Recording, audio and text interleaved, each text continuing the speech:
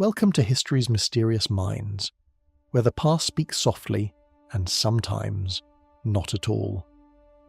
In this episode, we turn to a mystery that helped launch an entire movement. Two sisters, a quiet farmhouse, and a sound that changed everything.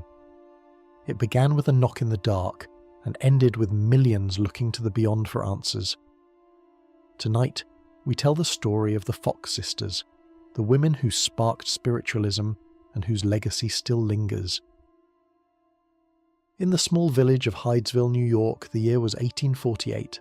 Margaretta and Catherine Fox, two young sisters, lived in a modest farmhouse with their family. The house was quiet, but at night strange noises began to stir, tapping, knocking, echoing from the walls and floors. Their parents searched for the cause but found no answers. Soon, the sisters began to speak to the sounds, asking questions, waiting, listening, and the knocks replied. A spirit, they said, was speaking to them, and the world was ready to listen. Margaretta and Catherine created a system, one knock for yes, two for no. They asked the spirit questions, and it responded with strange clarity. Soon, the family invited neighbours to witness the phenomenon. They too heard the knocks, felt the chills, believed the presence. The girl said the ghost was a man, a peddler who had died in the house. People were captivated, afraid, yet curious. Word spread fast and the sisters became known as mediums. They were young, but their influence was growing. As news spread, crowds began to visit the Fox home. They asked their own questions and received answers from the unseen. Strangers cried, prayed, and whispered to the air. The sisters, still in their teens, were becoming public figures. Soon, they left Hydesville and travelled to Rochester.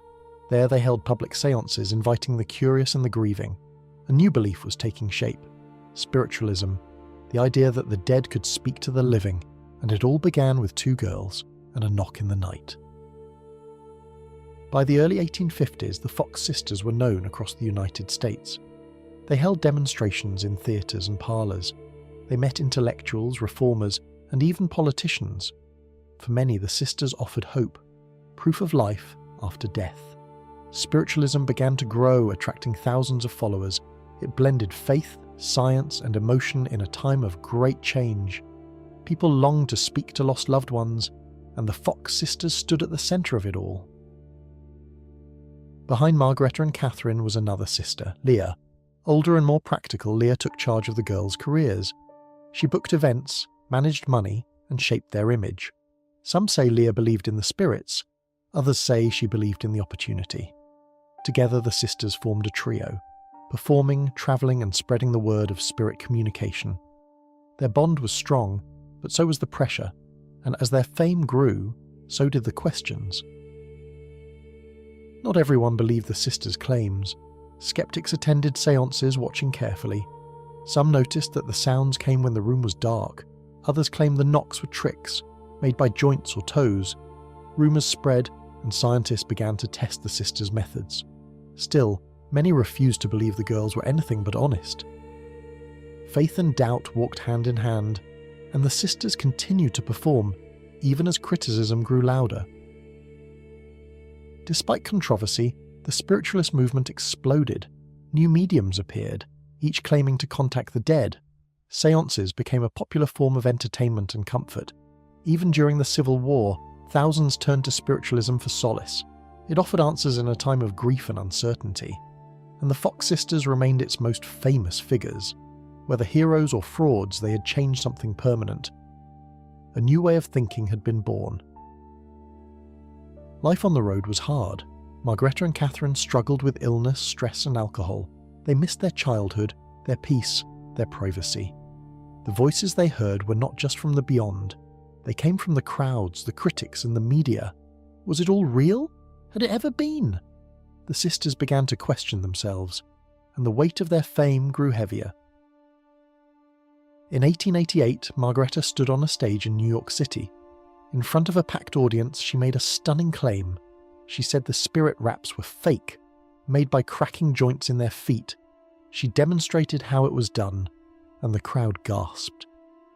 Years of belief, undone in moments. Margareta said it began as a prank and grew out of control. She blamed others, but took responsibility. Spiritualism, she said, had been born of a trick. The confession made headlines.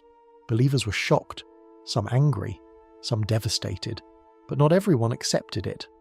Some said Margareta had been coerced or paid. Others believed she had told the truth. At last. But spiritualism did not die. Many mediums continued their work, claiming their gifts were real, and the mystery of the Fox sisters deepened. Just 1 year later, Margareta reversed her confession. She said she'd been desperate and pressured, that her confession had been false, a lie to escape debt and shame. Which version was the truth? No one could say. The damage, however, was done. The sisters' reputation never recovered, and their later years were marked by struggle and isolation. Margareta and Catherine both died in poverty, forgotten by many, pitied by others. Their lives had risen and fallen with the movement they helped create. Their graves were simple, their story nearly lost. But spiritualism endured. In books, circles, and quiet rooms where people still listen for answers, and the Fox sisters became symbols of mystery and of belief. To this day, experts debate the legacy of the Fox sisters. Were they clever frauds, or vessels of something unknown? Some say they helped shape modern psychology. Others call them pioneers of performance and illusion. What's clear is this: they touched a part of humanity that longs for connection, to loved ones, to the unknown, to something more. Their story is more than fact or fiction. It's a reflection of belief itself. From simple knocks came an international movement. The Fox sisters did not plan to make history, but they did.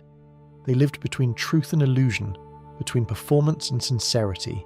Their lives were both celebrated and condemned, but their story refuses to fade. It echoes, like the sounds they once claimed to hear. What makes us believe? Is it the evidence, or the hope? The Fox sisters offered both, and blurred the line between them. Their tale reminds us that mystery often begins in quiet moments, that the answers we seek may never be clear, and that sometimes we hear what we need to hear, whether it comes from this world or the next. The farmhouse in Hydesville is long gone, but the story remains. 2 young sisters, one strange night, and a knock that never truly stopped. They became voices for the voiceless, or symbols of deception. Whichever version you believe, one thing is certain. They change the way people think about life and death, and their mystery lives on in every séance, in every whispered name, and in every quiet house, where someone listens for something, just beyond the veil. Thank you for joining me on this journey into one of history's most mysterious minds. If you found this story compelling, share the podcast, subscribe, and leave a review. Have a mystery of your own, send it in, we're always listening.